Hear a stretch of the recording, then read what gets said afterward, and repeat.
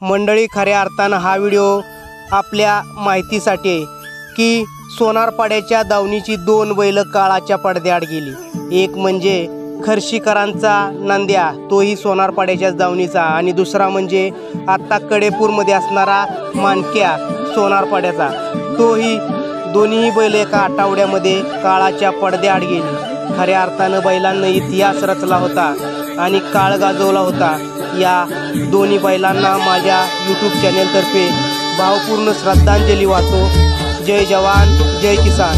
अशी बैल न भूतो न भविष्य कधी घडणार नाहीत आणि घडलीही नाहीत। असा ही सोनारपाड्याची दोन्ही दावणीची जातिवंत बैल।